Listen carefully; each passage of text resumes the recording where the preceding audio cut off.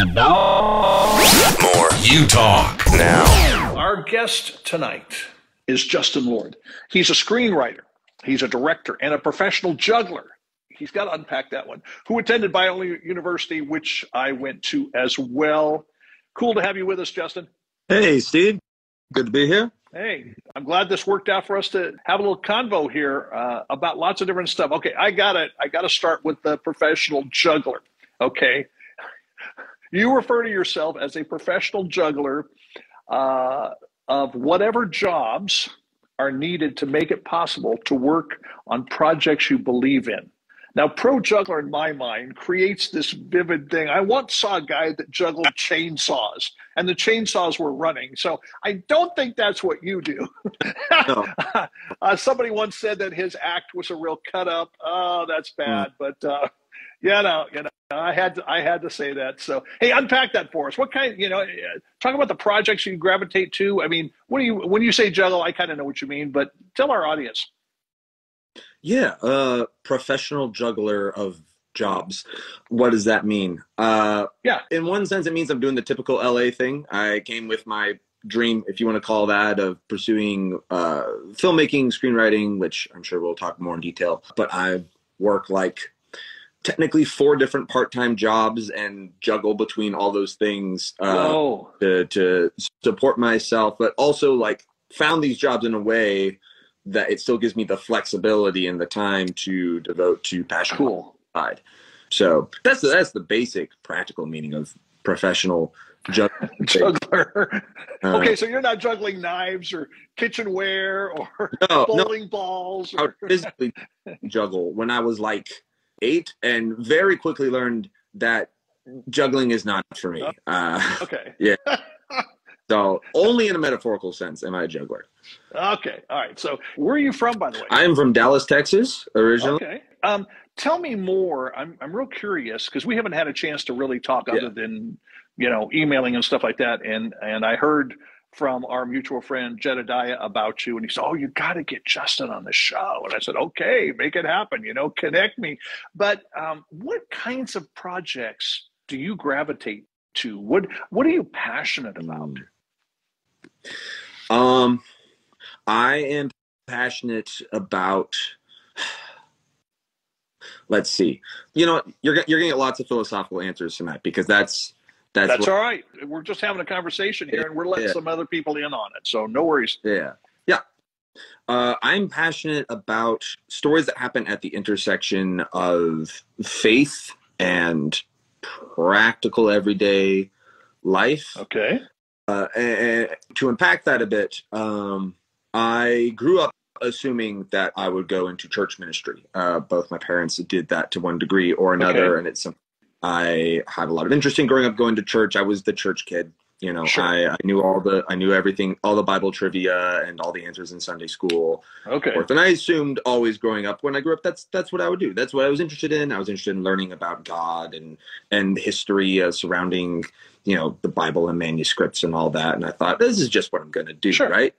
And then around high school, I started just naturally gravitating towards wanting to learn more and more about filmmaking and writing and getting more into that. And as that happened, I for a while I felt like these were 2 competing interests in my life. Like there was a God and an anti-God interest, but then years I was like, I don't think that's a mature way of looking at this. I think this is all ultimately together what I'm interested in, and it started to become a big passion of mine. Thinking about, okay, what if there were stories that brought you closer to the heart of God? What if that's something we could do specifically in filmmaking? And I felt like, obviously, the Bible is a story that brings you closer to the heart. And you see, and there's a lot more of examples of literature trying to do something like that with storytelling, throughout history, church history, and all that. But I loved filmmaking. Filmmaking, for the most part, seemed to be about entertainment. And whenever it seemed that people try to make entertainment about God, it just diluted the idea of God. Okay. And it didn't succeed at bringing my heart closer to God or at being entertaining. But I assumed, there must be some way to have to do film that is interesting, entertaining, fun, everything you want a movie or a TV show to be, that also makes to ponder deeply and understand with more appreciation who God is and how that plays in our lives, just how we live as people. Yeah. And that was all very mysterious to me. I say that as a bunch of big words, and it was just a bunch of big words to me. But I was like, I want to figure out really practically what that means. How it looks. So, yeah, exactly. So went to California, went to film school, went to Bible school, and tried to figure out how do these things actually work together. Interesting. You know, that's an interesting concept when you think about it, because they don't have to be opposing, and it's not this end or that end, but I don't think it's often thought of that way. Now, why films? You know, you're a creative, obviously. Why not writing? Of course, doing a film, you have to do writing. What attracted you to films? The storytelling opportunity, or? Well, I started when I was younger. When I was 11, I started trying to write a sci-fi novel. Okay. First big creative project I took on myself, and I got about 120 pages into it. Very proud of that. But I also found that writing is difficult, and it's still difficult.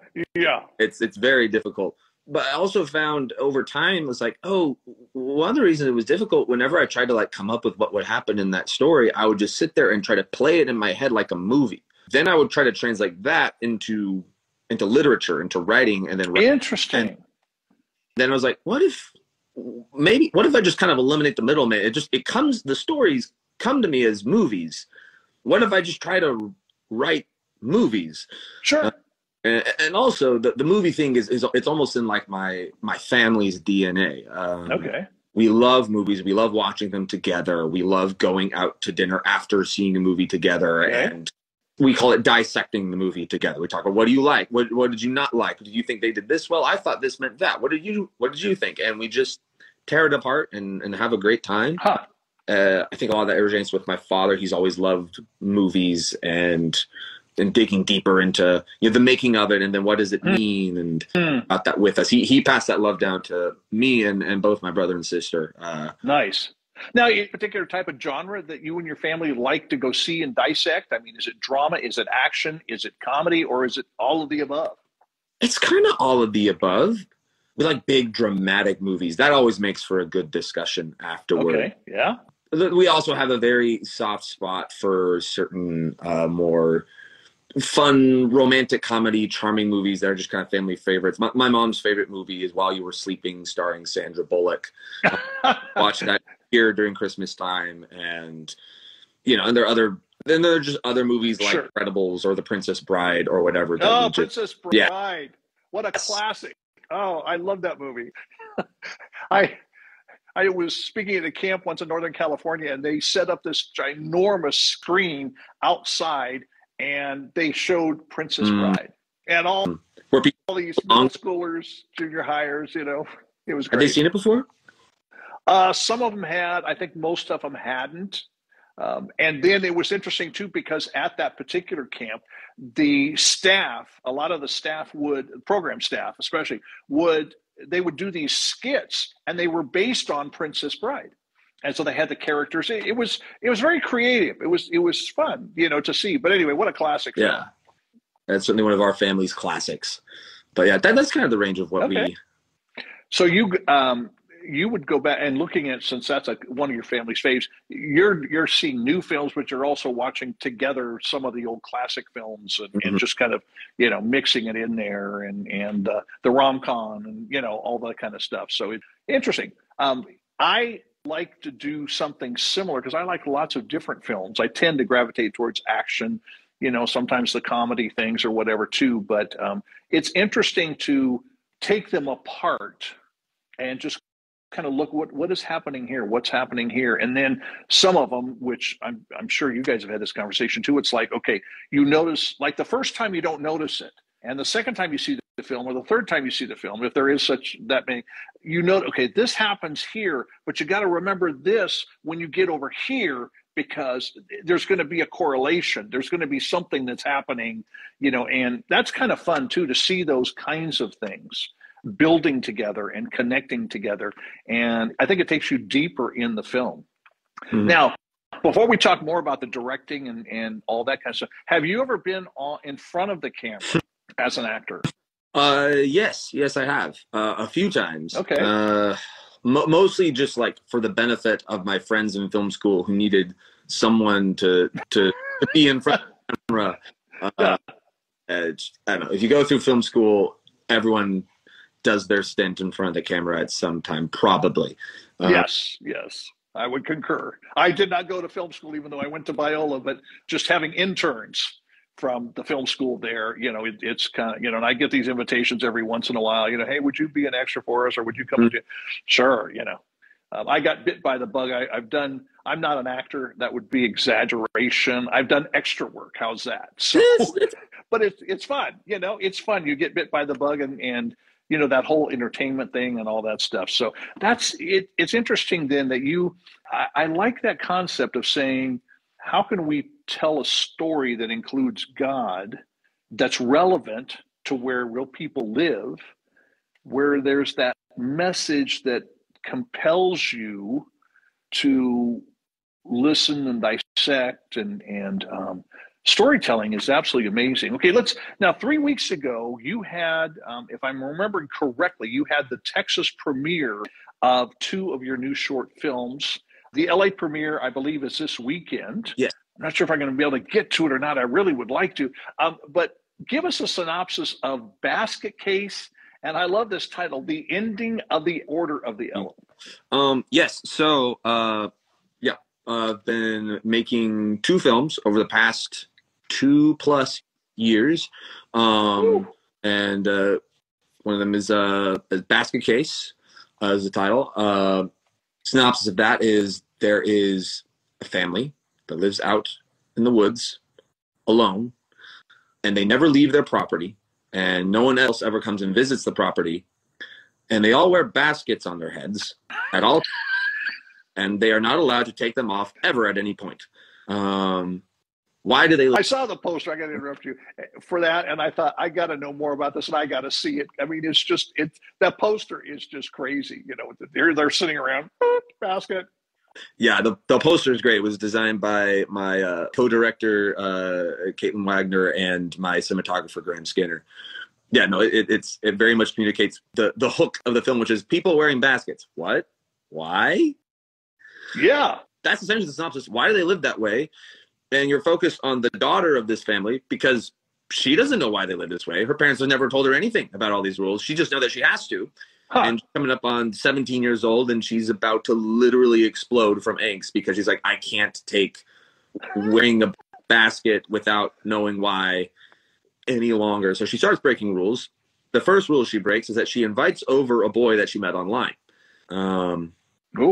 That kicks off a series of events that lots of things go awry, and she ends up learning why she's supposed to wear the basket. My favorite short way of explaining that film was it's my version of a Twilight Zone episode. Nice. It's even about 23 minutes. But there's actually from the original Twilight Zone an episode, Eye of the Beholder, which is kind of an inspiration for this. From the original Twilight series or the newer one? The original Twilight. The original. Whoa. Eye of the Storm. I'm going to have to check that out. Eye of the Beholder. But yeah. Oh, excuse me. Okay, Eye of the Beholder. I'll remember that. Yeah. And the second film is called The Ending of the Order of the Elephant. The Ending of the Order of the Elephant is like a Wes Anderson-inspired slice of life drama thing. It is about 2 girls. They're both on the cusp of entering in high school, and all that is being a teenager.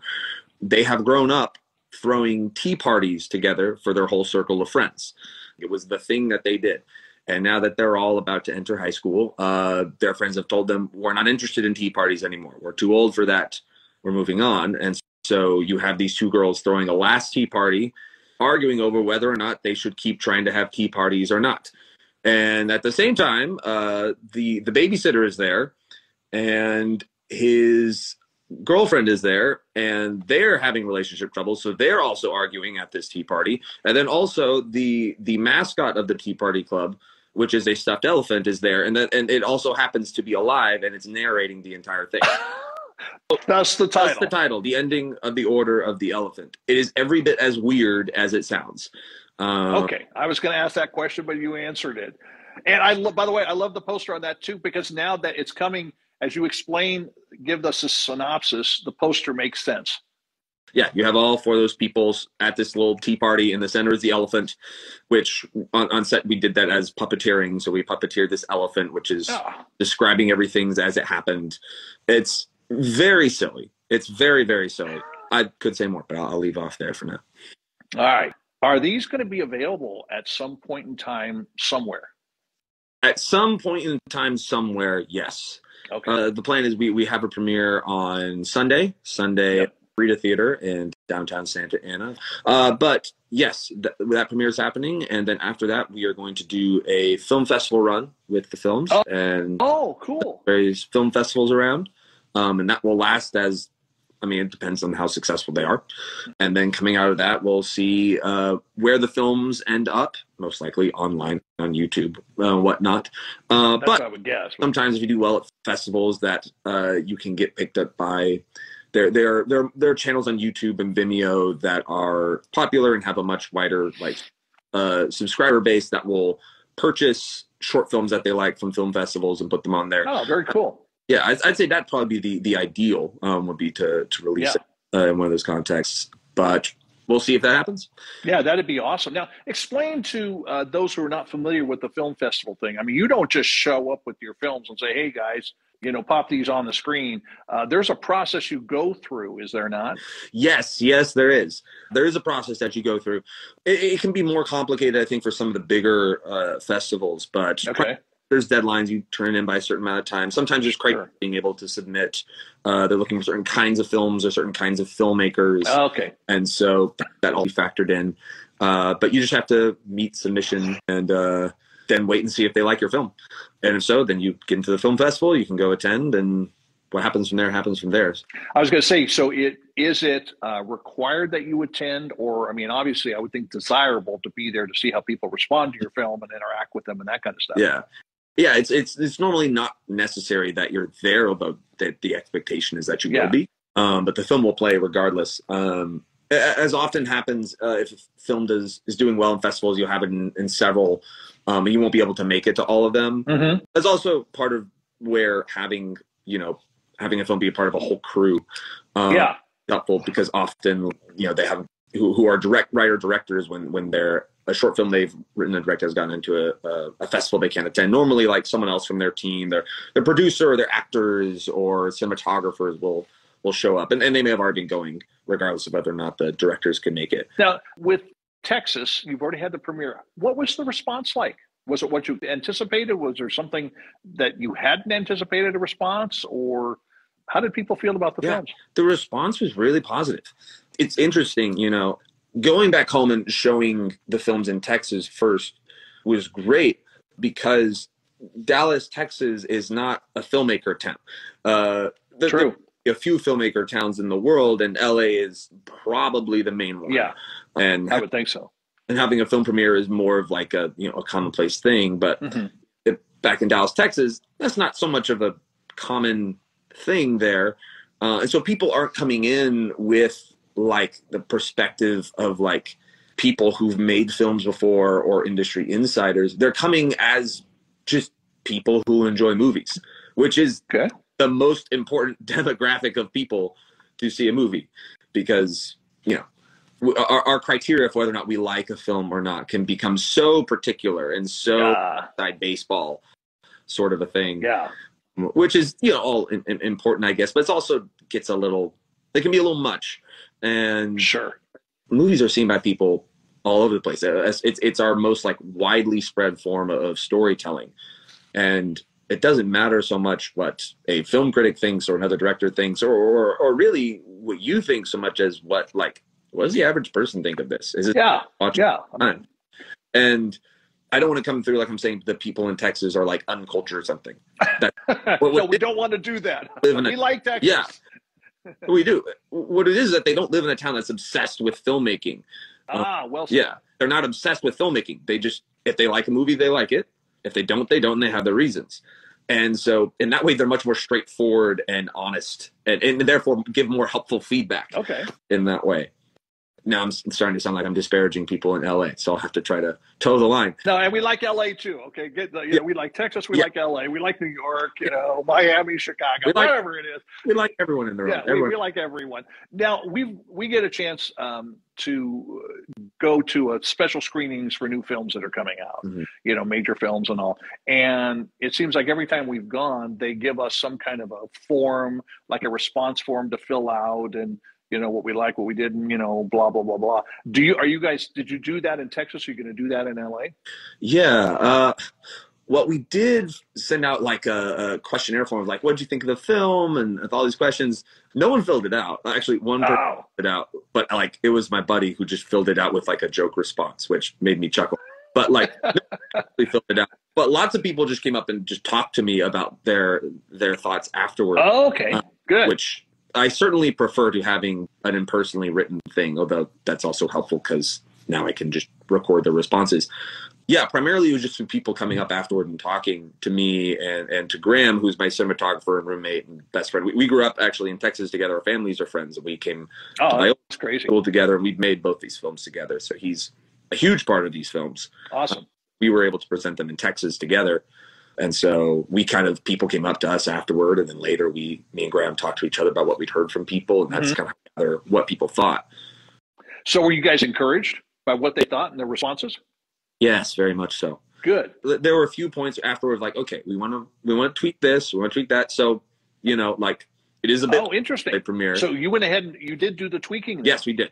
Yes, we did. In fact, technically, both the films are still in the midst of being tweaked right now, and they are not in their final form that they will be on Sunday, which is no surprise to me. It's working up to the last second. You're juggling, right? You're back to the juggling. So exactly, yeah. So yeah, obviously there were those things of like, okay, yeah, let's work on that. Overall, the response was really encouraging and really positive. Good. I mentioned Order the Elephant was Wes Anderson inspired, and one of the first things I heard from someone was like I picked up on all like the Wes Anderson influence. Oh wait. Heard in the music, and I saw in the shot composition and colors, and like that to me was just like, thank you. I'm so glad to just hear that like you picked up on that and you were a fan of it too. That's awesome. Of that. Did anybody pick up on make any kind of connection with Basketcase? Twilight Zone? Twilight Zone? Yeah. My father has mentioned that to me multiple times, which I'm not sure if that's a fair response because, I've talked to people. It's a very, dad response, but like multiple times, like, this really reminds me of the Twilight Zone. Like he said that to me a few times. But it's interesting. The Basketcase started out as a short story I wrote for a short story writing class that I took at Biola. Okay. So it's actually going back to our initial thing. It's interesting. This started out as literature, as a story that I wrote, but one of my friends who read the story, read it and was like, you need to make a film out of this. Like, this is supposed to be a film. And basically ordered me to do it. And then she ended up becoming my co-writer and co-director on the film version of it. We made it. But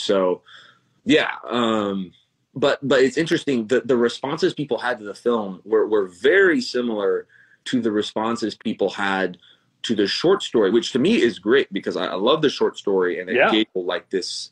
Every time people finished a short story, they wanted to ask more questions. They came up, they had always more intrigued. They were excited. They were a little bit disturbed, and the same response happened after the short film. But this time, but now they're more interested in like the different things that the film version emphasized. Because in a story, you're reading. The main thing there is that you're reading from the perspective of the character's head. So you're their thoughts and stuff. And so there's people would read the story and have a lot more questions about, the character's personality and all that stuff. And in the film version, you can actually see the world. You can see all the things they're interacting with. Now, like people's questions were more centered on the world and what the other characters are doing. Okay. But kind of both times when I first wrote the story years ago when people read it and talked to me about it, and now making the film and showing it in Texas. But both times people have this excitement to know more, and there's an excitement like they're trying to get in on a secret here because the film is very much based around like, why is this happening? And thing reasons. And it's like people, when they talk to me about it, like feel that they're trying to get in on a secret. They're like, but can you tell me about this? What? That's cool. That's very cool. Did that mean this? And then I'm always like, Maybe it did. I know I have answers, but normally it's more satisfying to see if you can get people to make the connections without outright telling them. Oh yeah. No, and that's so cool that they're doing that, and that's got to be like an aha experience for you, because it's like, yeah, this is what I want. I want it to be compelling. I want people to dig deeper and just try to make connections, and that's awesome. Yeah. So you wrote that one, and did you also write The Elephant? Yes, I did. I wrote both of them. Yeah, wrote, directed both. Elephant is just, I started working on that script February or March of 2023. Okay. But I started working on Basketcase. Let's see. Should I give the full backstory here? Sure. Okay. I'm curious. I mean, frankly, I'm sitting here going, I wonder if he would send me the short story that I could read, because I'm intrigued. I'm intrigued by both of them. Well, yeah. But anyway, I digress. Sorry. Give us the whole backstory. No, this is interesting. Yeah. So the story starts in December of 2019. I'm at home in Texas for Christmas break, like my sophomore year in college. And I'm just hanging out at home, and nothing's really going on. I'm just goofing around. I see one of my mom's old laundry baskets, just the basket that she would, just put the dirty clothes in. Sure. And I remember when I was younger, I was small enough to where I would take those and then put them on top of me and pretend to be a turtle hiding in its shell. I love it. Well, I'm probably a bit bigger now. I wonder if I can fit now. So I just took the basket and tried to fit under it, couldn't. And then I just wore it as a hat and then took a selfie in the mirror wearing it and then moved on with my life because I was just goofing around. Sure. But I never deleted the selfie. And here's the thing, like I delete pictures because I'm conscious about memory space all the time. I never deleted it. I was never sure why. Huh. Like there was no intentionality behind it. I was just being a goofball at a random moment at home. But I could never bring myself to get rid of it. And eventually, years later, pandemic has happened and everything. Yeah. I'm just coming back to being at Biola, and we have to wear masks and social distancing and all that stuff. It's that time, early 2021. Yeah. Still have this photo. It's a year and a half later, and I'm like, why? I don't know. And I'm just interesting this photo, and then I go, oh, I know why. There's a story here. There's a story in that image. Person wearing a basket. And honestly, I think it's in the fact that, like, in the image itself, like, it's in the way that you can see my face, but also not see my face. Oh, yeah. It's full. Yeah. It's very uncanny valley, and it's very goofy, but it's a little bit disturbing at the same time. I like that, goofy, disturbing. Yeah, which I love that. Like, to me, that's like one of the most. I love awkwardly clashing two tones together. Yes. And seeing what happens. It's one of the reasons I love Wes Anderson or early M. Night Shyamalan films. But oh yeah, for sure. Are you familiar? M. Night Shyamalan and Signs and Village and Village. Signs is amazing. The Village is a big inspiration on Basketcase. Anyways, so I saw that, I was like, oh, there's a story here. There's something about a person wearing a basket. There's a story there, and I wanted to figure out what it was. So I just kept thinking, okay, there's a person in a basket. They wear a basket. Then it became, okay, the person is not allowed to take off the basket. They always have to wear the basket.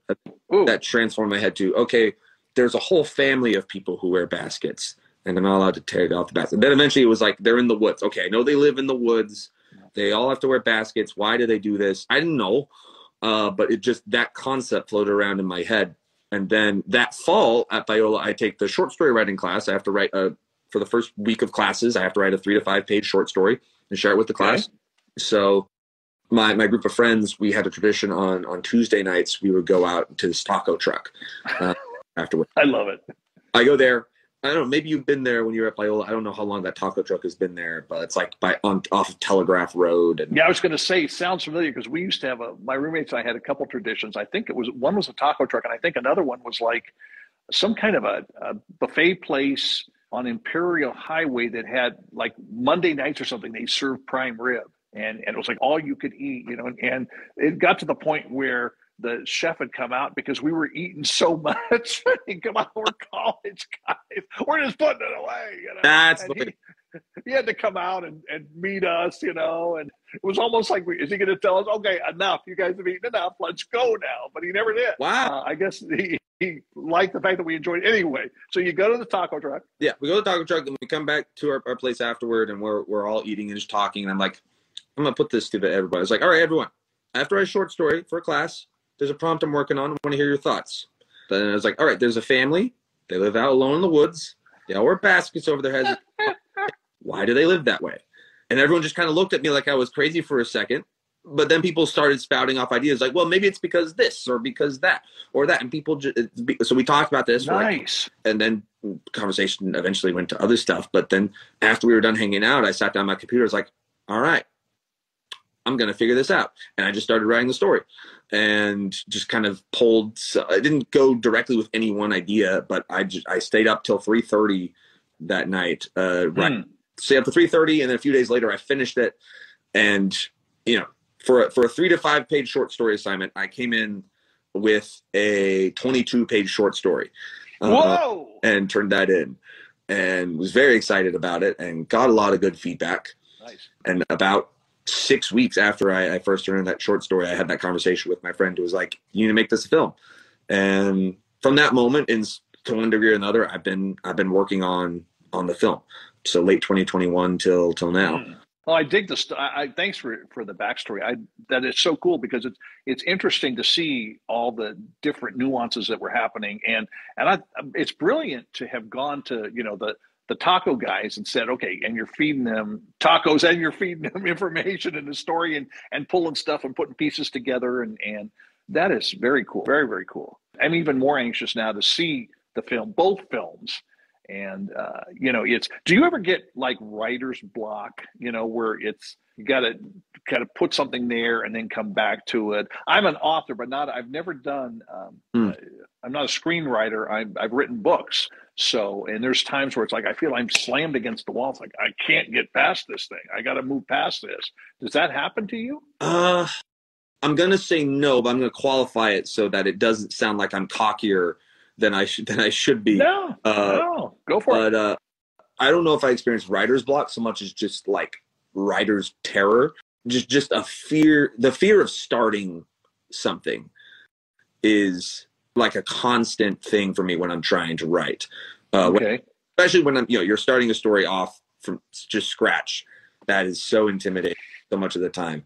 And then like every time I individually sit down to write, it can be so difficult to just get back into it. And a lot of that is just like insecurity of what if it's not good? What if it's not, people don't like it. What if I don't like it? All that stuff takes me so much energy to get around, but I typically work by momentum. Once I get around it, I can really get going. There are some instances where I can kind of get around that initial terror. And writing the Basketcase short story was one of them. Okay. A short story starting on the script was lots of fear and trembling in that. There's like 18 different versions of the script before the one we ended up actually filming. But Basketcase, when I wrote this, like, you know, just kind of flowed out of me. And what that was, like, it had been like in my head, some version of it had just kind of been churning in there. And until eventually it was just like, okay, now's the time. And then it just kind of spewed out. It's like the story happened to me. It's not like I thought it through. And it was the same thing with the Order of the Elephant script. There was actually how the Order of the Elephant script happened was I had been working on Basketcase for so long. It started in late 2021. It was now early 2023. And we still hadn't shot Basketcase. We were still like a little over 3 months out from shooting it. And I was so tired of it. Like, I still love this story, but I was so tired. Makes sense, though, you know, when you've been pouring, yeah. You know. And I still had a lot of pent up, like, creative passion. I wanted to do something new. I wanted to write something new to be as not Basketcase as possible. Basketcase was very much, you know, the story is written first and later is like, I guess I got to make this a film. And it's definitely not the easiest thing to bring into reality. There's a lot of fantastical elements that we had to sit down and really figure out with a lot of people who know more than me. How are we going to film this? And I sat there and was just like, well, I'm already making Basketcase, which is this whole big production. What do I know that I already have access to, and how can I make a story out of putting those pieces together? And so I was like, well, I knew some actors that I thought would be down, and I was like, okay, what kind of characters could they play? And then I was like, these people would probably be willing to let us shoot at their home, and so on. And I was like, okay. And then I was kind of interested, and I had written and directed a theater play in college, and I really enjoyed that, and I wanted to find a way to kind of do that in film. I was like, okay, I want to do one where I can have a lot of characters just talking to each other for a long time, but still make it interesting. Sure. Boring. So I was like, how can I get a bunch of like crazy, quirky characters like talking for a long time, but it's still fun? Sure. Or the elephant just kind of happened to me in the same way. Eventually I was just like, okay, I don't know why, but it's about two like young girls who throw tea parties, but having a crisis about throwing tea parties. That's so random, you know? Yeah. I mean, it's so totally random. Yeah. That's awesome. So that's kind of how the other one was written. Oh, that's cool. The more we talk, I got a bunch of questions, so we're going to have you come on again when we can arrange it, because there's just so much to talk about. But I can't let you go until we talk about Waypoint. That was so cool when I found that out. Danny Ray's a buddy of mine. We've done events together. He's a great guy. He's been on You Talk a couple times. I mean, this dude's everywhere. In LA doing the Magic House. He's traveled around the world country. You know, he was on Penn and Teller. I don't know if you saw that. I did. Yeah. Oh man, that was amazing. And he won because it's the Fool Us TV show they have, and he won it. But you helped dream this thing up and bring it to reality. I mean, how did that happen? I mean, that's crazy. Yeah. In the midst of making 2 short films at about the same time, I was also writing an immersive magic show, which was never something you plan on doing. Like, you don't leave your hometown to go, I'm going to go learn how to write immersive magic shows, because that's not a thing. But Danny decided, no, it's not. The way I got roped into that was I'm friends with Danny's son Brian. We went to school together. Okay, I was wondering about that. Yeah, and Brian had seen, I think, some of my earlier films. I know he saw the play that I did, and so he knew me as a creative writer. And so when Danny was like, okay, I want to do this magic show, but I want it to be different than normal magic. I want there to be kind of a story to it. I want you to be like in this space, like the magic show is like this place that you're exploring with the magician, and there's a and stuff. And Brian just recommended me. And so Danny reached out to me, and we started talking, and started just by having a bunch of conversations. That script was such like an interesting, it was a push and pull between the fact of like Danny would have ideas. Okay. So Danny's kind of one element here. He's the source of all these ideas. He's constant with ideas. He's amazing. Yeah, endless energy and creativity. So he's come up with all these ideas. He would feed those to me, and I would hear that and be like, ooh, wouldn't it be interesting if we kind of put it in this kind of a story, and then this kind of happens. So then I'm this other source of creativity. And then there's the source of creativity of what do we actually have the budget to do? The budget has to creep in there. We have to actually build this, and it has to actually work, you know. And it's not like, you know, a normal magic show. We were doing magic shows on a stage, and everyone in front of you. It's no. They're standing all around you. They're up close. Everyone's up close from every angle. Every trick has to work, no matter how close the audience is. And so then we had Josh was one of the this guy named Josh was one of the kind of primary people helping to build it, and he was so much played the.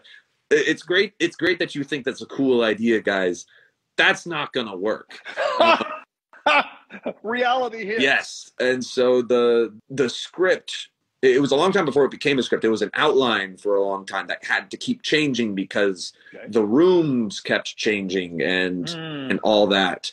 And then Danny's plans kept changing because it would be like, well, what if we did this and did that? I can hear him say that. Oh yeah, I was trying to not go full into a Danny impression there. It was really trying hard. He's brilliant. He's such a great guy. I love the guy. So when I started last year, I was like, okay, this is going to be great. I'm going to have a year full of doing creative stuff. Sure.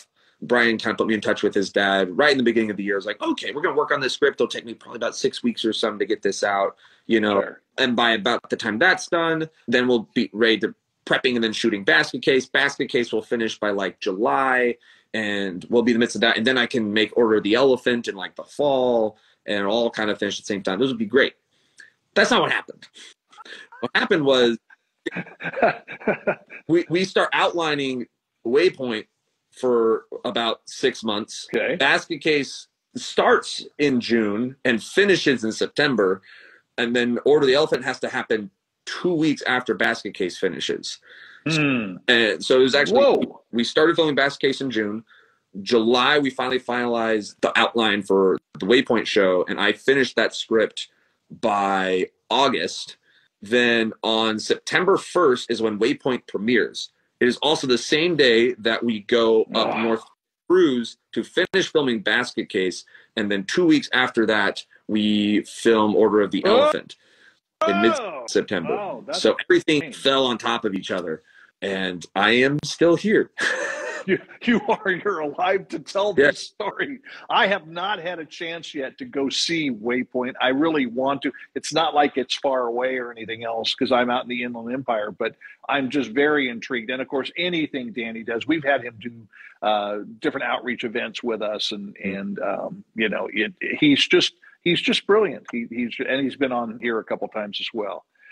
If people want to follow you and keep up with what's going on, where did they do that on social? For all the film and you know, Waypoint stuff, that's on. I have another account. I call it my Filmstagram account, which is Justin Lord doing film stuff.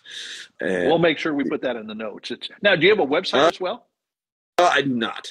Social's the way to do it. Social's the way to do it at this point. All right, nice. Hey, I appreciate you. I mean, especially with I had forgotten that you had the 2 premieres, so I'm just glad you were down to come on and spend some time. We got to do it again. There's just too much to talk about. I've got all kinds of notes of stuff I wanted to bring up, but I just like the behind the scenes stuff. We had to get Danny in there. So thank you, Justin. You're doing some amazing things, and we're going to have you come back on and talk about where you see yourself headed, other things you're working on, and questions like that. So thanks for taking time. Yeah. Much appreciated. Thank you so much for having me, Steve. I really enjoyed it. This is U Talk Radio.